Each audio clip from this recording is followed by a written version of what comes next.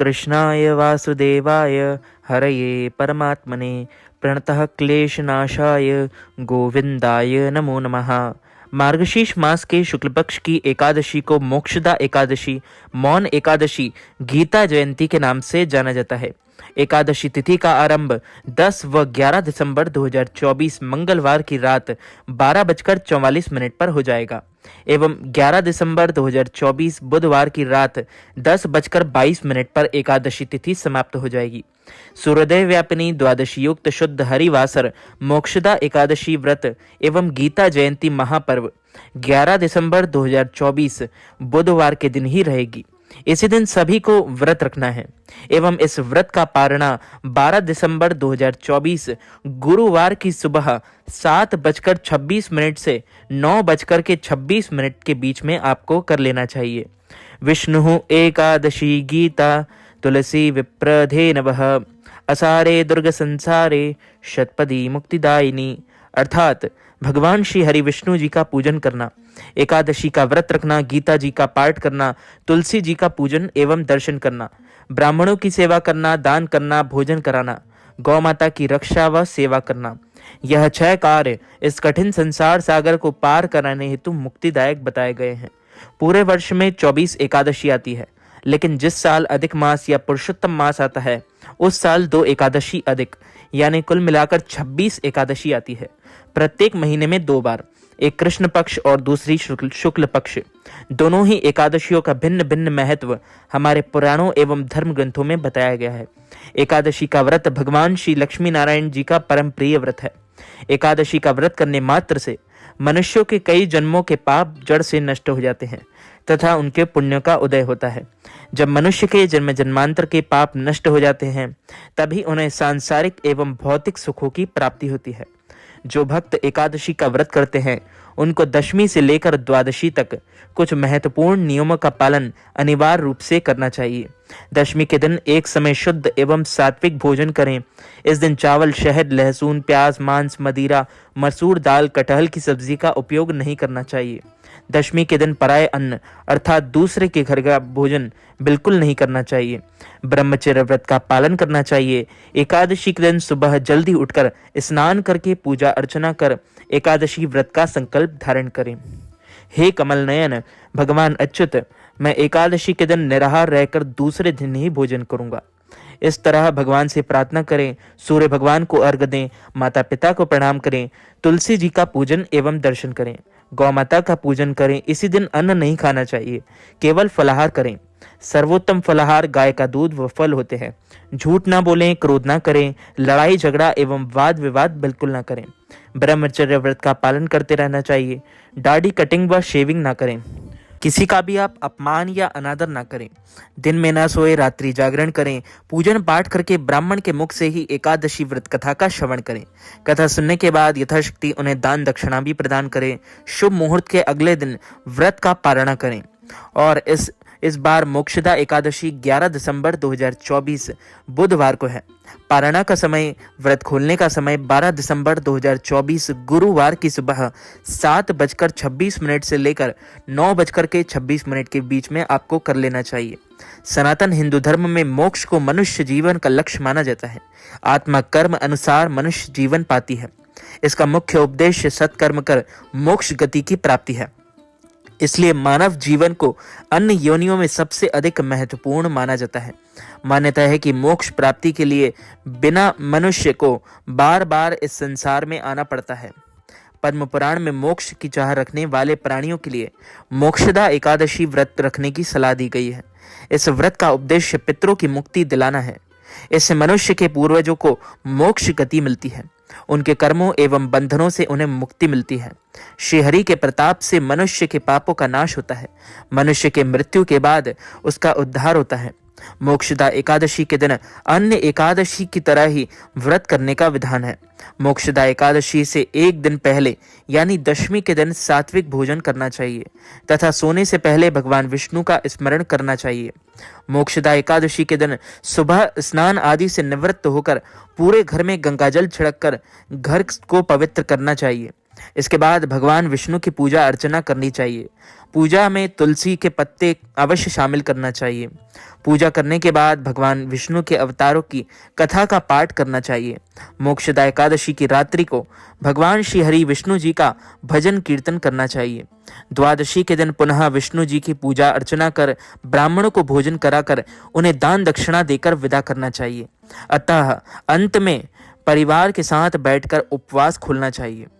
और मोक्ष की इच्छुक जातकों के लिए हिंदू धर्म में इस व्रत को सबसे अहम और पुण्यकारी माना जाता है। मान्यता है कि इस व्रत के पुण्य प्रताप से मनुष्य के समस्त पाप धुल जाते हैं और उसे जीवन मरण के चक्र से मुक्ति मिलती है। मोक्षदा एकादशी बहुत ही विशेष एकादशी है। यही वह शुभ दिन है तथा जिस दिन भगवान कृष्ण ने कुरुक्षेत्र के युद्ध क्षेत्र में अर्जुन को श्रीमद् भागवत गीता सुनाई थी। जो कई भी इस दिन किसी योग्य व्यक्ति को भागवत गीता उपहार के स्वरूप देना चाहिए, वह श्री कृष्ण द्वारा आशीर्वाद प्राप्त करता है। पारणा का मतलब व्रत खोलना होता है। एकादशी व्रत के अगले दिन सूर्योदय के बाद ही किया जाता है। द्वादशी तिथि के भीतर ही पारणा करना आवश्यक होता है। द्वादशी के भीतर पारणा नहीं करना अपराध के समान माना गया है। पारणा को श्री हरि विष्णु जी हरिवासर के दौरान नहीं करना चाहिए। हरिवासर के समाप्त होने के बाद ही व्रत को खोलना चाहिए। हरिवासर द्वादशी तिथि की 1/4 अवधि के बराबर है। उपवास तोड़ने का सबसे पसंदीदा समय प्रातः काल है। मध्याह्न के दौरान व्रत को नहीं खोलना चाहिए। यदि कुछ कारणों से प्रातः काल के दौरान उपवास ना खोल सके तो व्रत मध्याह्न के बाद खोलना चाहिए। बोलिए श्री लक्ष्मी नारायण भगवान की जय। श्री वृंदावन बिहारी लाल की जय। श्री गिरिराज धरण की जय। बालकृष्ण लाल की जय। श्याम सुंदर श्री यमुने महारानी की जय। जगत गुरु श्री वल्लभाधीश की जय। श्री गोसाई जी परम दयाल की जय। श्री गुरुदेव की जय। रज रानी की जय। रस रानी की जय। श्री राधिका रानी की जय। श्री गोपेश्वर महादेव की जय। सब संतन की जय। सब भक्तन की जय। समस्त ब्रजवासीन की जय। जय जय श्री राधे। जय जय श्री राधे। जय जय श्री राधे। मोक्षदा एकादशी की पौराणिक कथा के अनुसार कुछ इस प्रकार है। एक समय की बात है, गोकुल नगर पर वैखानस नाम के राजा राज किया करते थे।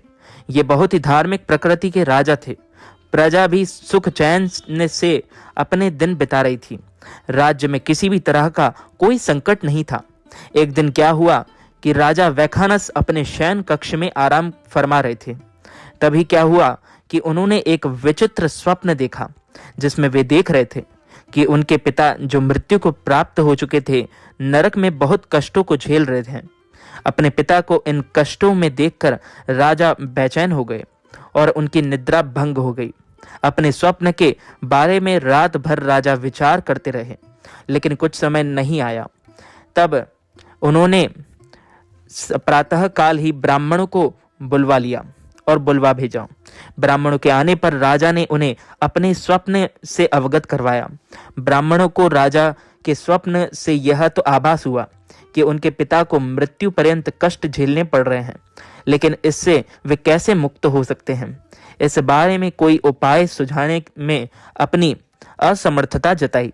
उन्होंने राजा वैखानस को सुझाव दिया, आपकी इस शंका का समाधान पर्वत नामक मुनि कर सकते हैं। वे बहुत पहुंचे हुए मुनि हैं, अतः आप अति शीघ्र उनके पास जाकर इसका उद्धार पूछें।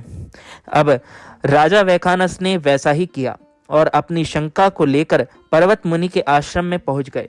मुनि ने राजा के स्वप्न की बात सुनी तो वे भी एक बार तो अनिष्ट के डर से चिंतित हो गए।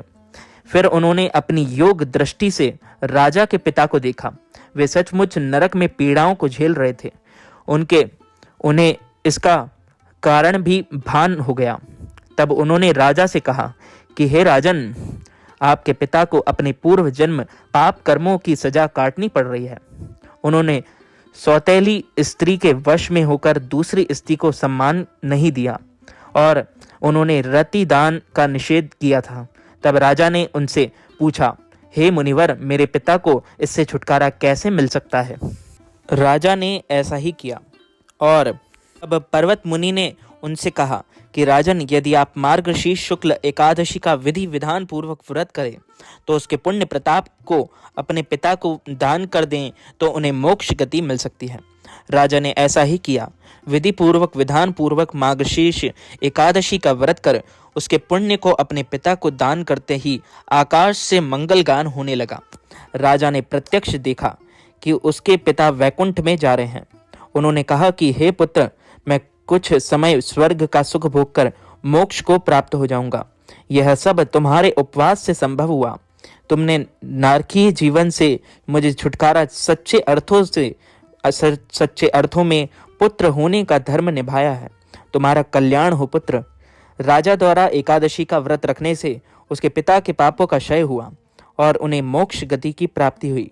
इसी कारण इस एकादशी को मोक्षदा एकादशी कहा गया, क्योंकि इसी दिन भगवान श्री कृष्ण ने गीता का उपदेश भी दिया था। इसलिए यह एकादशी और भी अधिक शुभ फलदायी हो गई और इसे गीता जयंती के नाम से भी जाना जाता है। बोलिए श्री लक्ष्मी नारायण भगवान की जय। श्री वृंदावन बिहारी लाल की जय। बालकृष्ण लाल की जय। तो मित्रों, भक्तजनों, माताओं, बहनों, इस वीडियो को ज़्यादा से ज़्यादा लोगों तक शेयर कीजिएगा, लाइक कीजिएगा, कमेंट कीजिएगा और सब्सक्राइब करके बेल आइकन को भी ऑन कर लीजिए। ऐसे ही नए नए वीडियोस देखने के लिए आप सभी को सादर जय श्री कृष्ण, सादर धन्यवाद।